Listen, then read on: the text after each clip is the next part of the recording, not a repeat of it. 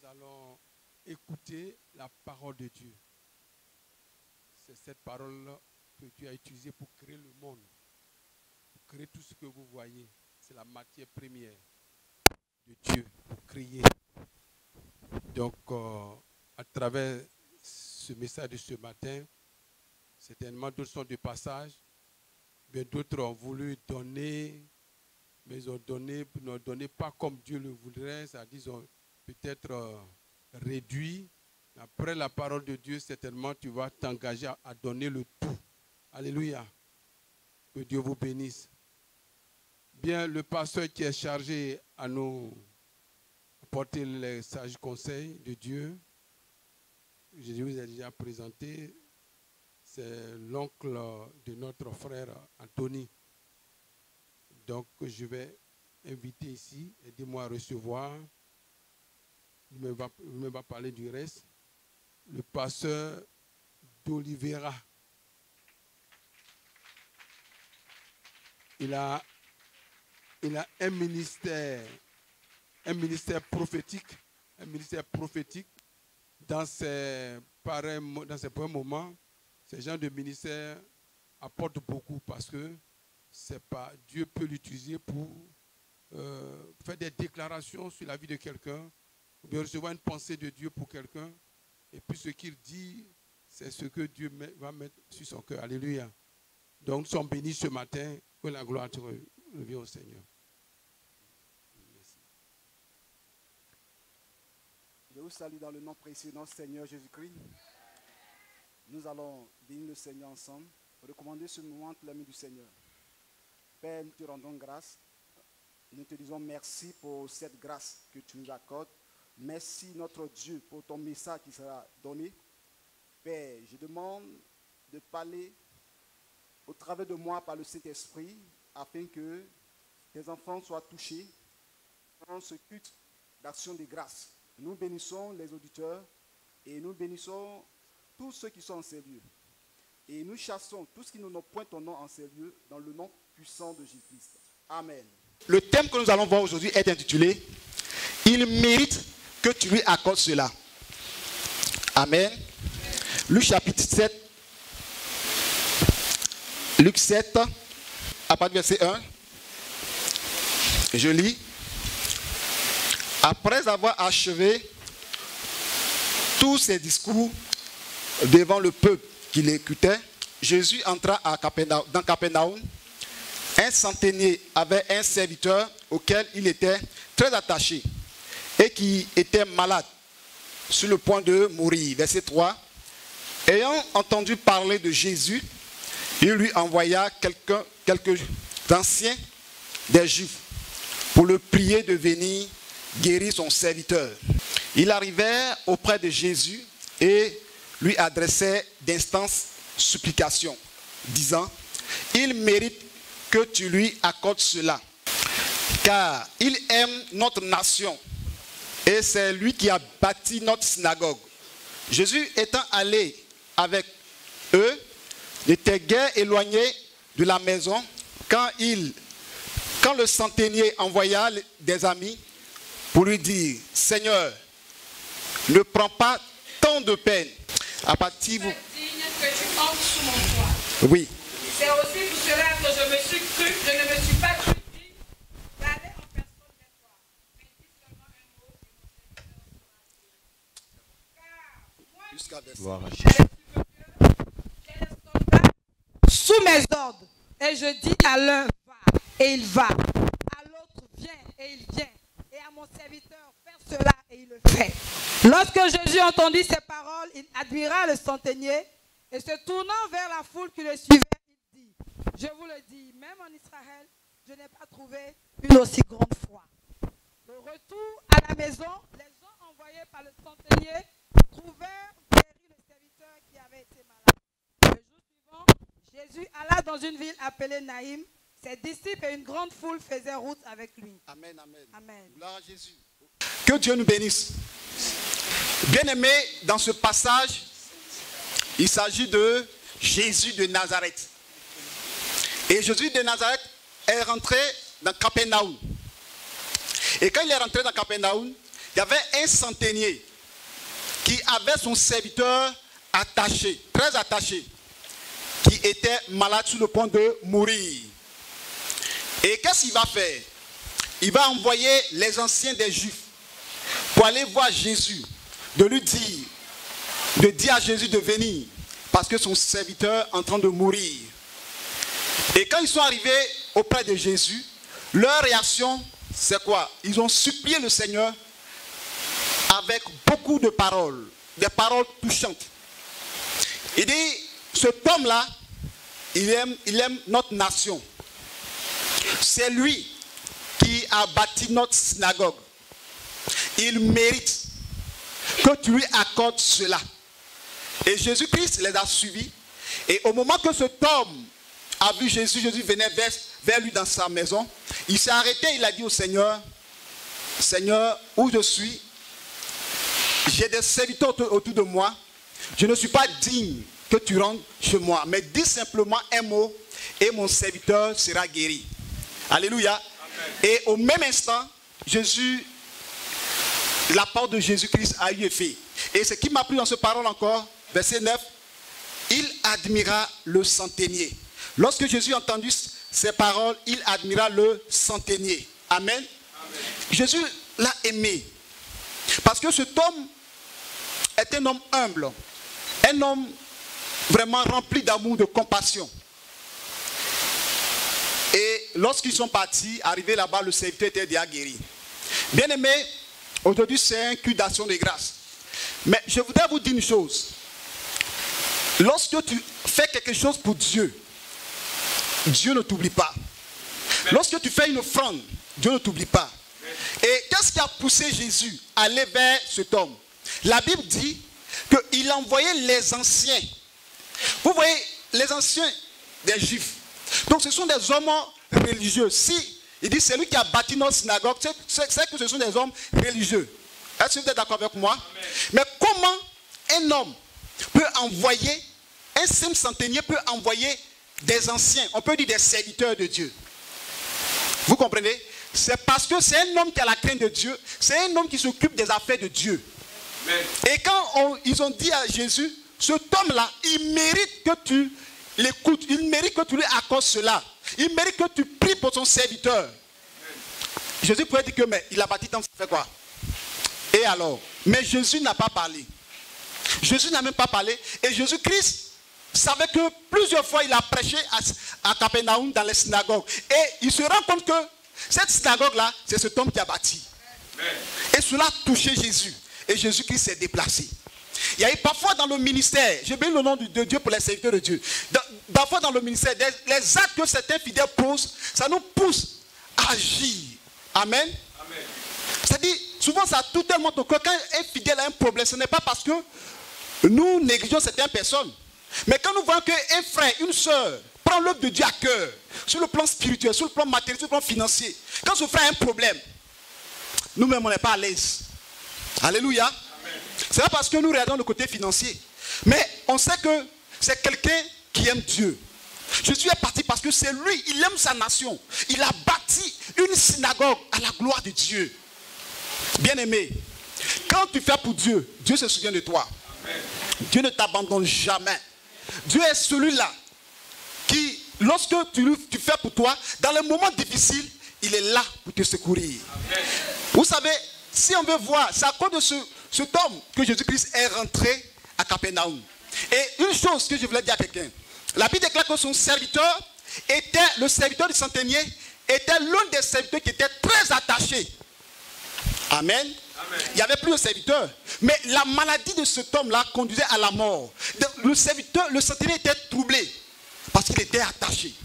Bien aimé, je dis à quelqu'un de s'attacher à Dieu, de s'attacher à sa parole, de s'attacher à l'œuvre de Dieu, de s'attacher à son pasteur. Alléluia. D'être auprès de lui pour le soutenir dans les moments de faiblesse, dans les moments de découragement. Amen. Soutenez-le. Mon témoin tout à l'heure, je vous ai dit qu'il était découragé. J'étais soucieux parce qu'il y a tellement de problèmes. Mais le Seigneur m'a montré que les soucis que j'ai, ça ne peut pas ajouter une coudée à ma vie. Alléluia. Amen.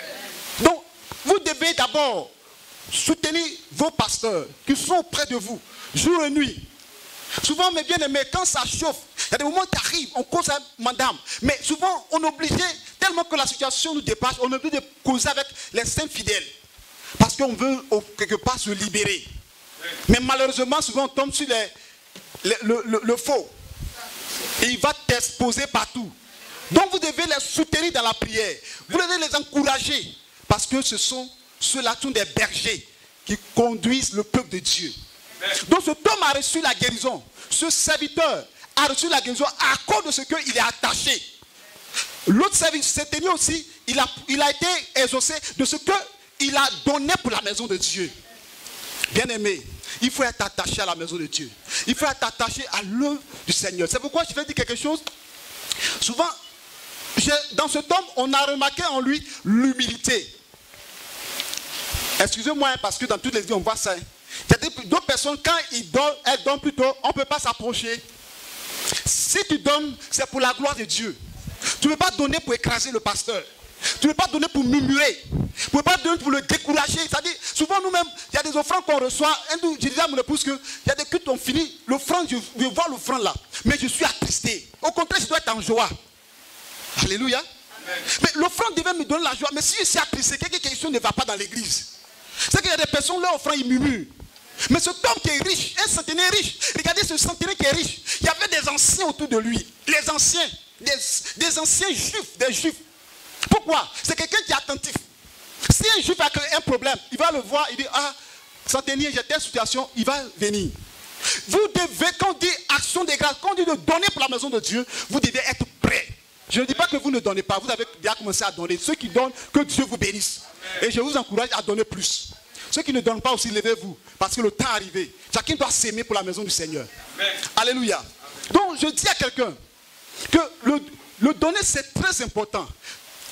Mettre dans la maison de Dieu c'est très important. Je vais vous donner quelques témoignages. J'étais dans le village assis dans la région de Beaunois. Et un jour, le Seigneur m'a mis à cœur d'aller jeûner à Dabou.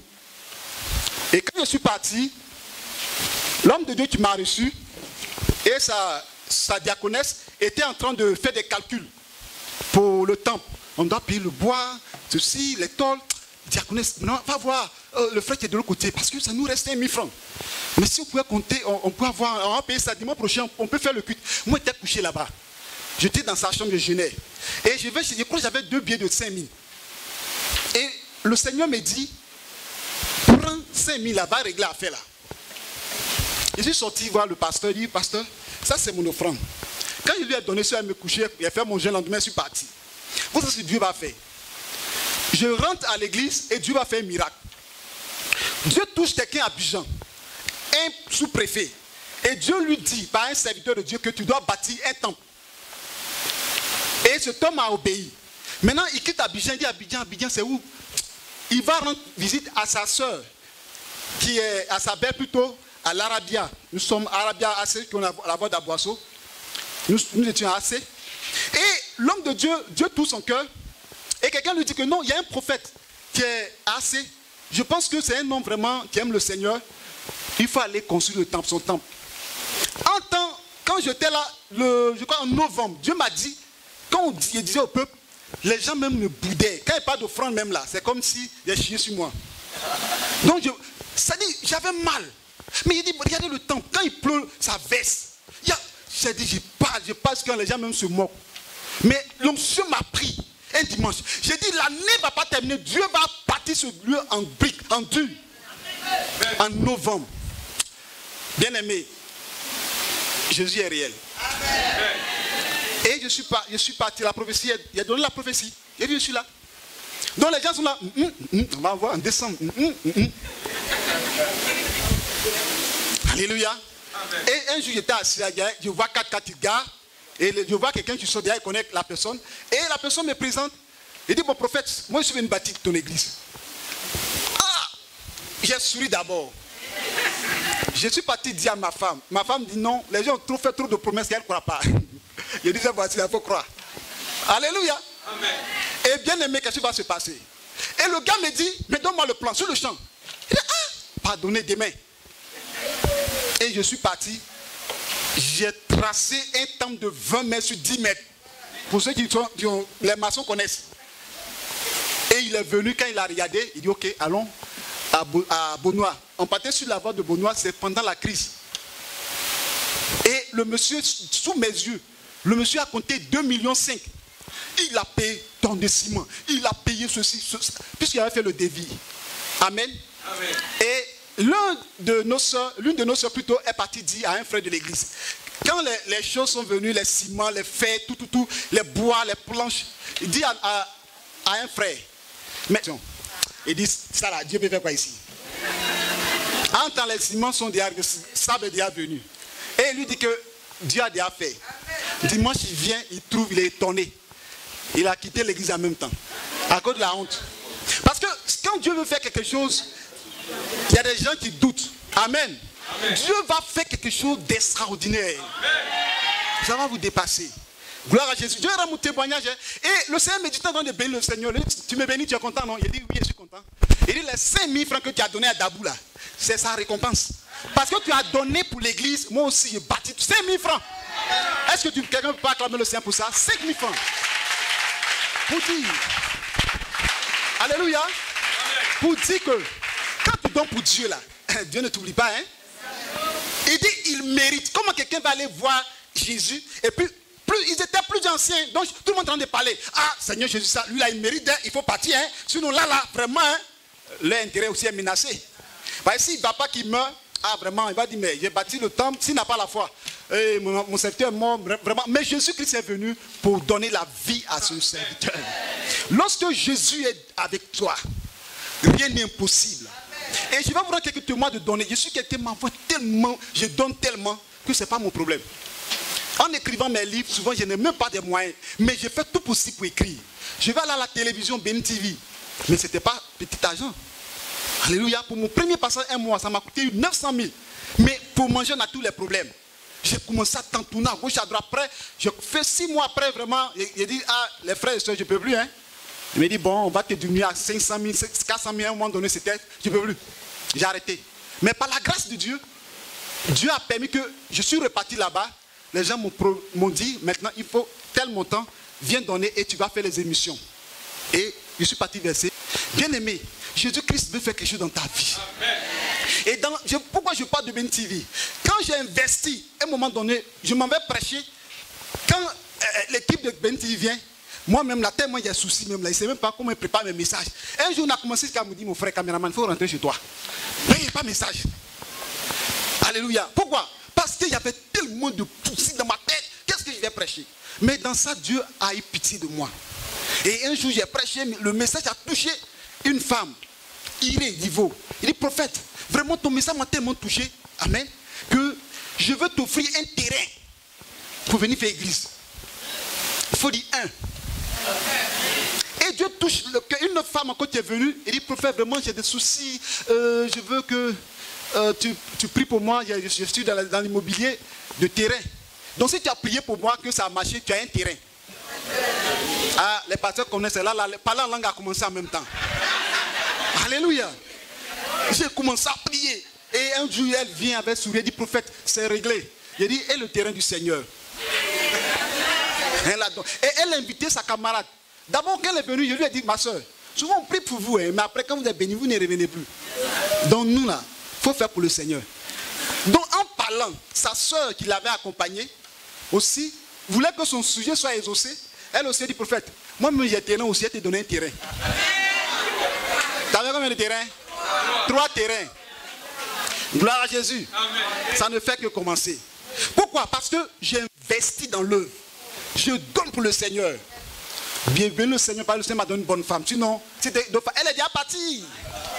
Vous voir l'argent comme ça, si on fait de francs 200 000. Dans 200 000, 5 000 francs, il faut faire pour pote. À mettre dans l'œuvre de Dieu. Alléluia. Et Dieu m'a fait grâce. Et le lieu où j'étais assis, Dieu a permis, j'ai eu 2 lots. Ça fait combien de terrains? 5 terrains. Alléluia. Et je dis, Seigneur, dans mon village là, je vais faire quelque chose. Le Seigneur m'a fait grâce. J'ai payé 4 lots. Alléluia. Et l'année passée, le Seigneur, suis passé, a permis que j'ai une voiture 4x4. Donc je dis, Seigneur, tu es bon.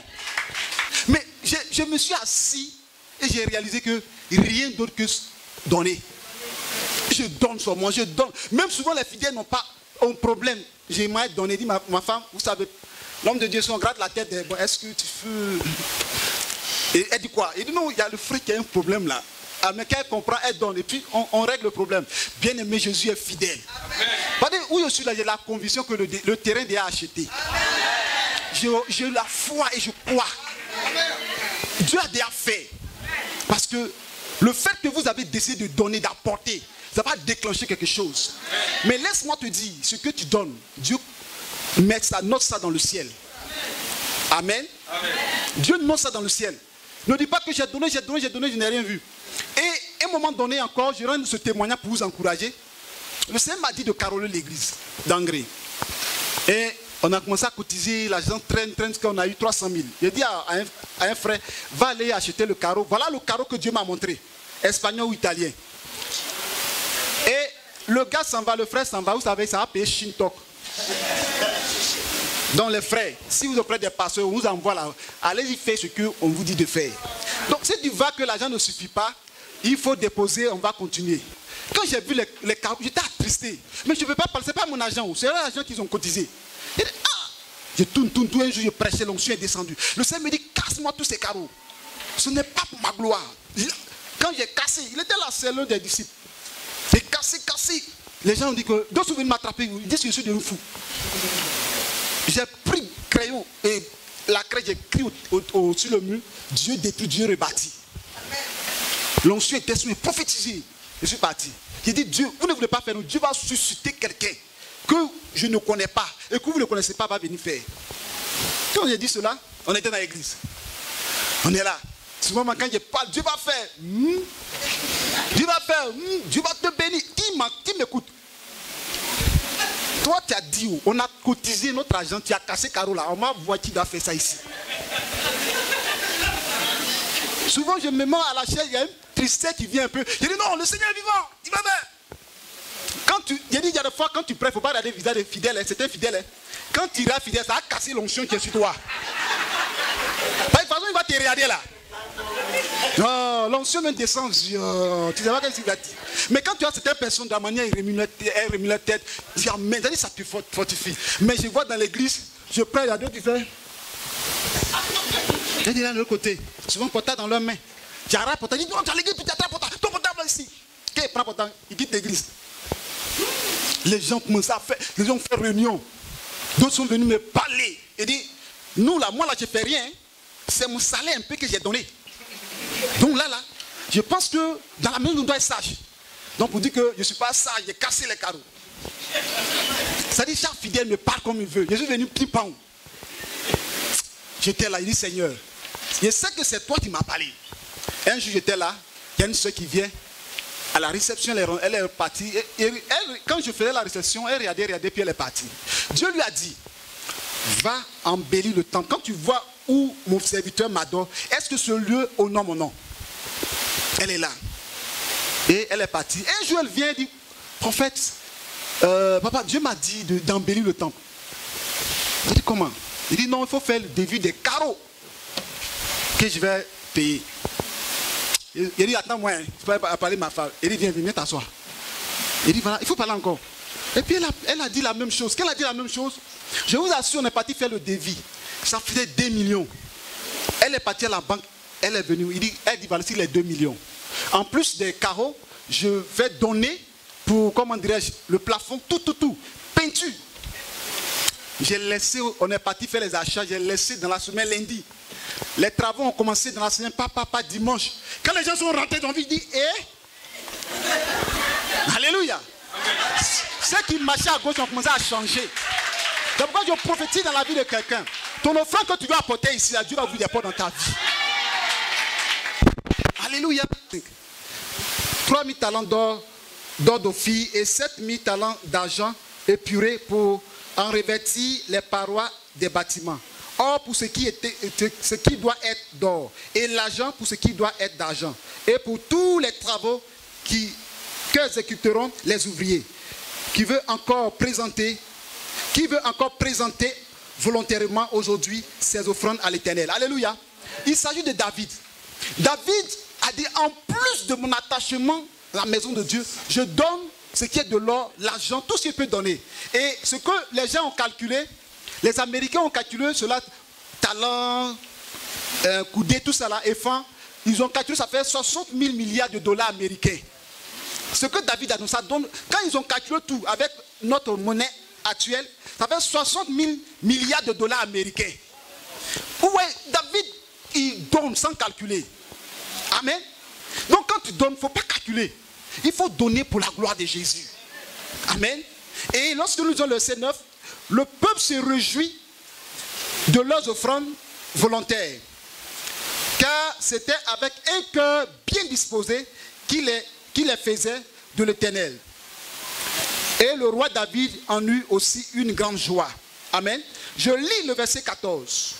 Car qui suis-je et qui est mon peuple pour que nous puissions faire volontairement ces offrandes? Tout vient de toi et nous recevons de ta main ce que nous t'offrons. Alléluia. Amen. Mais David, il a donné ses milliards. Il dit, mais ça là, si les milliards là tu ne m'as pas donné, comment je peux avoir? Qui t'a donné travail, ma soeur, mon frère? Qui t'a donné boulot? Qui a permis qu'aujourd'hui tu aies l'argent sur toi? Mais ça vient de Dieu. Il dit, nous te donnons volontairement. Nous t'offrons ce que nous recevons de ta main, ce que nous t'offrons. Donc ce que tu offres à Dieu, il te redonne en multipliant. Amen. Alléluia. Ce que tu as décidé de donner dans cette action de grâce pour l'achat du terrain, ne dis pas que non, j'ai donné. Non, il faut continuer. Parce qu'en donnant, c'est pourquoi j'ai commencé à mon témoignage.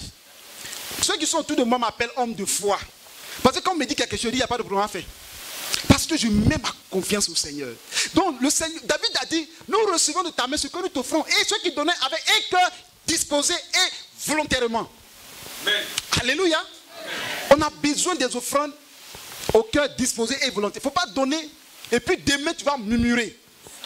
Il faut donner et il dit donne gloire au Seigneur. Amen. Parce que ce n'est pas au pasteur, ce n'est pas au responsable que vous donnez à Dieu. Laissez le passé passer. Alléluia. Recommencer des choses nouvelles. Dieu va bénir quelqu'un. Parce que j'ai la foi, je crois que Dieu, je sens que Dieu va faire quelque chose dans cette église. Amen. Alléluia. Amen. Et verset 15, nous sommes devant toi, des étrangers et des habitants, comme tous nos prières, nos jours sur la terre sont comme l'ombre, et il n'y a point d'espérance. David savait que vanité des vanités, tout est vanité. Donc aujourd'hui, si tu as de l'argent, fais quelque chose. Donne fidèlement ta dîme. Fais des offrandes. Amen. On a vu sur les chaînes, il y a des églises qui disent on ne paie pas dîme, on ne paie pas dîme. Il dit, Malachie 3 parle. Quand Jésus a dit, vous donnez la dîme de la menthe, mais vous oubliez ce qui est nécessaire, la miséricorde, c'est ça, non? Mais il n'a pas dit que vous, pourquoi vous donnez la dîme? Il dit, vous donnez, c'est vrai, mais vous oubliez le nécessaire. Donc ça veut dire que tu peux donner, mais tu peux faire la miséricorde aussi. C'est ce que la Bible dit. Mais les gens tordent les Écritures, disent que non, on ne donne plus de dîme, on ne paie plus de dîme. Moi, j'ai donné la dîme, j'ai vu. J'apporte ma dîme aussi, je vois ce que Dieu fait dans ma vie. Que Dieu vous bénisse et que sa grâce repose sur vous. Nous continuons toujours. 2 Samuel 24, à partir du verset 18. Ce jour-là, Gad vint auprès de David et lui dit, monte, élève un autel à l'Éternel dans l'air d'Aravna, le Jébusien. David monta selon la parole de Gad, comme l'Éternel l'avait ordonné. Aravna regarda et il vit le roi et ses serviteurs qui se dirigeaient vers lui. Et Aravna sortit et se prosterna devant le roi, le visage contre terre. Aravna dit, pourquoi mon seigneur le roi vient-il vers son serviteur? Et David répondit, pour acheter de toi l'air et pour y bâtir un autel à l'Éternel, afin que la plaie se retire de dessus le peuple. Aravna dit à David que mon seigneur le roi prenne l'air et qu'il y offre les sacrifices qui lui plaira. Vois les bœufs selon pour l'holocauste et les chats avec l'attelage se serviront de bois. Aravna donna de tout au roi et Aravna dit au roi, que l'Éternel ton Dieu te soit favorable. Mais le roi dit à Aravna, non, je veux l'acheter de toi à prix d'argent et je n'offrirai point à l'Éternel mon Dieu des holocaustes qui ne me coûtent rien. Et David acheta l'air et les bœufs pour 50 cycles d'argent. David bâtit là un autel à l'Éternel et il offrit des holocaustes et des sacrifices d'action de grâce. Alors l'Éternel fut apaisé envers le peuple et la plaie se retira d'Israël. Amen. Amen. Que le Seigneur te bénisse, la sœur. Gloire à Jésus. Vous voyez, David avait péché. Le péché, c'était quoi? Il a fait le dénombrement. Et ce dénombrement, Dieu n'était pas d'accord. Parce qu'il a été incité par le diable, par Satan, comme dit la Bible. Et Dieu a proposé des plaies. Et David a pris l'une des plaies. Et David a été vraiment frappé et le peuple a été frappé. Mais pour que la plaie quitte, Dieu se révèle à David au travers de son prophète Gad. Et il va lui dire, va chercher un endroit, un terrain, sur l'aire d'Aravna. C'est-à-dire où se trouve les terrains d'Aravna, prend une partie et bâtit un hôtel. Et David a compris, pour que la plaie s'arrête, David a compris et David partait pour aller bâtir l'hôtel. Quand il arrivait, bien aimé, Aravna dit, mais qu'est-ce qu'il y a, mon roi? Il dit, non, le Seigneur m'a dit de venir bâtir un hôtel sur ton terrain. Il dit, mais ça, c'est pas un problème. Il faut prendre ça gratuitement. Même si tu veux les bœufs, je vais t'offrir. Il dit, non, je n'offre pas à l'Éternel des choses qui ne me coûtent rien. Alléluia. Et David a acheté à prix d'argent le terrain. Et quand il a acheté, il a incité, Aravna s'est incité, il dit non, lui aussi il a insisté, il a acheté à prix d'argent. Quand il a acheté à prix d'argent, il a bâti l'hôtel et la plaie s'est arrêtée. Amen. Bien aimé, ils n'ont pas dit qu'ils vont cotiser pour payer voiture pour donner au pasteur. Ils n'ont pas dit qu'ils vont cotiser pour faire quelque chose. C'est normal aussi de payer voiture pour le pasteur, hein, ou faire des choses aussi pour la femme du pasteur. Mais ici, il s'agit d'acheter un endroit pour bâtir le temple de Dieu. Amen. Et lorsque vous devez faire, vous voyez, il y a des chrétiens qui aiment beaucoup cadeaux, des choses gratuites. Lisez la Bible. Vous allez comprendre que les enfants d'Israël n'aiment pas les choses gratuites. Ils veulent toujours investir pour que leur nom soit dessus. C'est pourquoi dans le ministère, si quelqu'un dit non, je vais t'offrir un terrain, on va faire les papiers. Et tu me prouves que tu m'as donné ce terrain. Demain là, il ne faut pas me dire que non, il a pris mon terrain. Alléluia. Donc David, sachant qu'en faisant ceci, amen, il doit acheter et ce lieu devient continuellement pour Dieu, il a acheté. Donc, bien aimé, ce lieu-là, en tout cas, chacun doit participer. Amen. Et quand tu veux participer, il faut donner quelque chose, tu touches le cœur. Amen. Tu dois toucher ton cœur. Amen. À des offrandes, quand tu fais là, ça te touche tellement. Amen. Oh, gloire à Jésus. C'est pourquoi quand tu fais certaines offrandes, il ne faut pas consulter. Il ne faut pas consulter. Il y a un frère, au temps des carreaux, je parlais, il y a un frère qui dit, bon, je vais prendre, ils ont fait la réunion, il dit, bon, moi, je vais aller acheter le carreau et puis l'église va me rembourser un peu.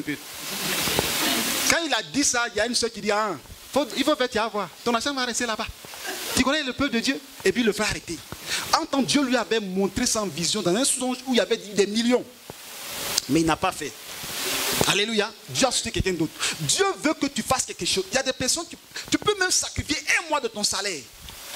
Tu dis ce mois-là, je vais faire une action. Alléluia. Et tu peux un mois, ou bien la moitié de ton salaire. Pour que ce lieu soit acheté. Parce que vous les fidèles, vous voyez l'accusation, nous on donne. Mais la charge là, ça vient à maman pasteur. Et pasteur. Ça dit souvent on donne. Et terrain là même là. Et si on pouvait avoir le monsieur. Quand on va appeler là, c'est l'homme de Dieu appelé. Homme de Dieu, mais terrain, tu dis quoi? Mais si tu veux, on va créer d'autres. Hein. Il dit non, ça va aller. Nous sommes en train de faire. Vous voyez, on s'abaisse souvent même devant les païens. Ce n'est pas normal. Vous devez faire quelque chose qui va toucher le cœur de Dieu. Vous devez payer à prix d'argent. Sans crédit. Moi, je sais que Dieu est capable de le faire. Amen. Ce n'est pas un peu nombreux qui sauvent le roi. Hein. Quand l'église où je dirige était remplie avec du monde, il y a des cotisations, ça ne rentrait pas. Je suis parti, Dieu m'a dit d'aller au Bénin pour aller bâtir une œuvre là-bas. Quand je suis parti, derrière moi, ceux qui étaient autour de moi ont cassé l'église. Je suis revenu pour recommencer. Mais le petit homme, ce petit homme est en train de faire des choses extraordinaires. Amen. Alléluia. Donc vous êtes déjà nombreux et je sais que vous avez un bon cœur. Et je sais que Dieu a fait des grandes choses au travers de vous. Parce que quand tu donnes pour Dieu, Dieu te bénit. Dieu t'ouvre les portes. Amen. Amen. Je vais dire une chose qui va surprendre quelqu'un. Alléluia. Vous savez, il y a des offrandes qui peuvent t'ouvrir des portes du ciel. Même ton salut. Amen. Peut-être quelqu'un va dire, mais ça là, c'est quoi ça? Mais je vais démontrer par les Écritures. Alléluia. Amen. Regardez dans la Bible. Il y avait un homme et une femme qu'on appelle Tabitha Dorcas. Tabitha Dorcas était morte. Mais elle faisait quoi dans l'église? Elle s'occupait des veuves. Elle donnait tout et Tabitha était morte. Imaginez un instant. Pourquoi il dit ça? Imaginez un instant que Tabitha, dans cette mort-là, elle ne s'est pas repentie, elle est partie à l'enfer. Un exemple, je donne un simple. Dans cette mort, elle est partie à l'enfer. Rien qu'elle a fait, elle est partie, elle est morte. Bien qu'elle a fait des offrandes. Mais la femme, à cause de sa bonté, les femmes veuves, les femmes de l'église sont levées. Disent, ah, non, on ne veut pas que tu habites ta pâte comme ça. Parce que si elle va là, qui va nous donner pain encore? Qui va nous donner des morceaux de pain, de riz, comment dirais-je, des sacs de riz, de la nourriture. Et les femmes ont envoyé des hommes pour aller appeler Pierre. Elles n'ont pas envoyé des femmes, mais parce que les femmes sont pas des hommes. Disent, allez-y appeler Pierre, parce que nous on veut que cet habitat ressuscite. Et les hommes sont partis voir Pierre. Et Pierre est venu. Et quand Pierre est venu, Pierre a prié. Et quand Pierre a prié, la Bible nous déclare que Tabitha a ressuscité. Aujourd'hui, nous avons entendu des témoignages des chrétiens, amen, morts, qui sont partis en enfer. Ils ont vu des chrétiens, même des pasteurs, des prophètes, des hommes de Dieu en enfer. Mais imaginez que cette femme partait en enfer. Elle revenait, elle va témoigner, ah, je bénis le nom de Dieu. C'est vrai qu'il fait du bien, mais je suis parti en enfer. Sa résurrection va l'amener à se repentir. Alléluia. Et quand vous lisez la Bible, vous allez comprendre un passage. Pierre a dit à Jésus, toi là-haut, on a tout laissé pour te suivre. Dans cette affaire, on a gagné quoi dedans? Moi, j'aime la question de Pierre là. Pareil, ça m'arrange. Alléluia. Amen. Souvent, on voit que Pierre lui pose trop de questions. Mais quand Pierre a posé la question, il dit, on a tout laissé. Moi, Pierre, j'étais un pécheur. Moi, Pierre, j'étais en rang. J'ai gagné mon pain là-bas. Je m'occupais de ma belle-mère. Vous savez pourquoi Pierre, vous savez pourquoi Jésus est parti guérir la belle-mère de Pierre? C'est parce que Pierre l'emmerdait trop. Alléluia. Amen. Sa femme va dire, ah mais Pierre, maman est en train de mourir. Maman, mais tu avais Jésus. Jésus, ah Seigneur, il y a ma belle-mère, ça ne va pas chez elle. Jésus s'est déplacé pour aller guérir la belle-mère de Pierre. Amen. Et Jésus a dit à Pierre, il n'y a pas quelqu'un sur cette terre qui va laisser sa maison, ses terres, sa femme, ses enfants, ses biens, sa mère, son père, pour me suivre. Tu ne vas rien recevoir. Il va recevoir dans ce siècle-ci, alléluia, ce terrestre, et aussi la vie éternelle. Amen. Vous comprenez? Tu peux tout abandonner pour suivre Jésus. Et en soit quelqu'un qui laisse sa terre, alléluia, gloire à Jésus, amen, va recevoir aussi au ciel. Amen. Parce que la Bible dit que vos yeux vous suivront. Amen. Ce que nous apportons dans la maison de Jésus, que Dieu vous donne des portes de gloire, des portes de bénédiction, des portes de succès. Tout ce que tu manques, que Dieu te l'accorde maintenant, dans le nom puissant de Jésus de Nazareth.